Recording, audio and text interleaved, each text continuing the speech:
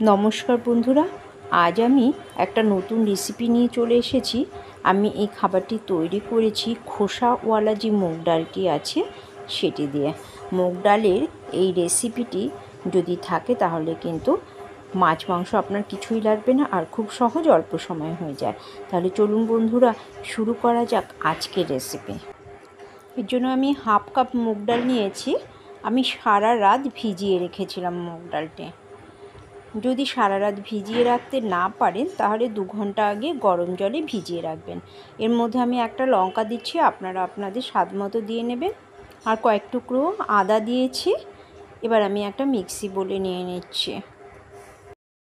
এরপর দিয়ে দিন স্বাদ মতো লবণ, হলুদ গুঁড়ো দিয়ে দিতে হবে,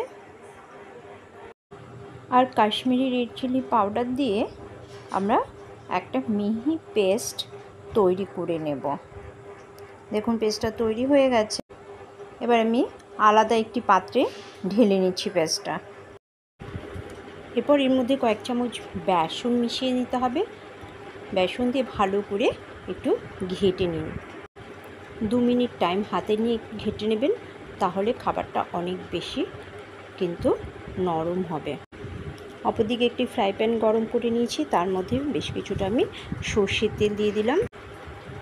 এরপর আমি দেখুন এভাবে চামচ দিয়ে তেলের উপরে অল্প অল্প করে ব্যাটারটা দিয়ে দেব। একটু খেয়াল রাখবেন যাতে একটার সাথে আরেকটা লেগে না যায়, একটু ছাড়া ছাড়া করে দেবেন। মিডিয়াম ফ্লেমে ভাজবেন, একদম লো ফ্লেম করবেন না, তাহলে শক্ত হয়ে যাবে। এটা কিন্তু একটু সফট হবে, তাহলে খেতে বেশি ভালো হবে।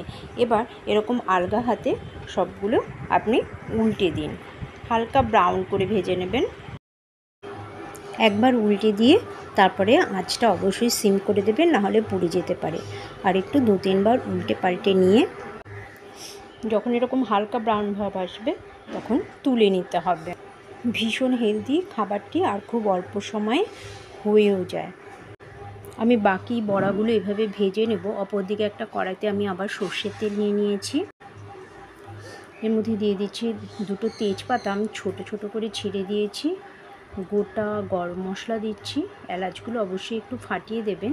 আর দিয়ে দিচ্ছি কিছুটা গোটা জিরে। মশলাটা একটু হালকা রোস্ট করে নেব তেলে।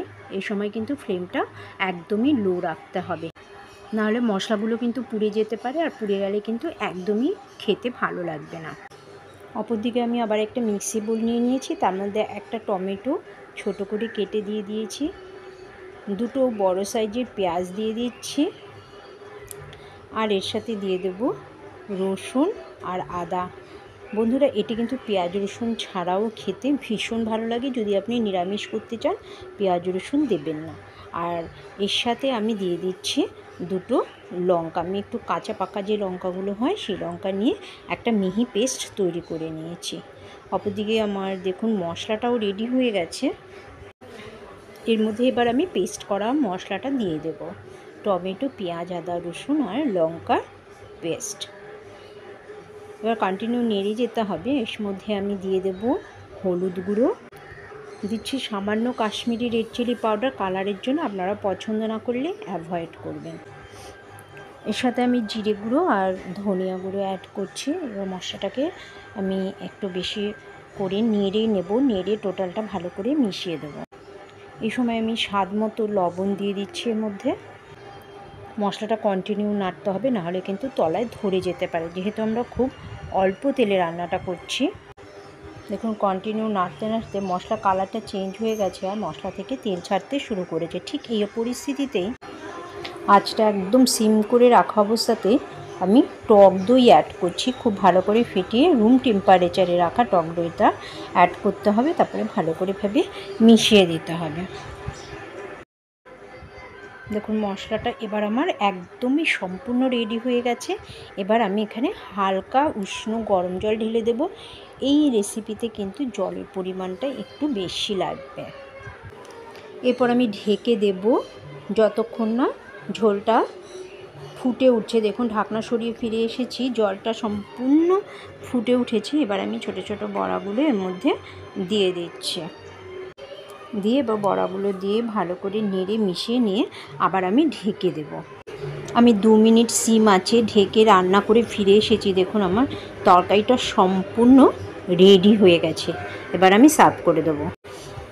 আশা করছি আপনাদের রেসিপিটি ভালো লেগেছে। আপনারা অবশ্যই এভাবে রান্না করে নেবেন আর খেয়ে জানাবেন আমাকে কমেন্টস বক্সে আপনাদের রেসিপিটি কেমন লেগেছে।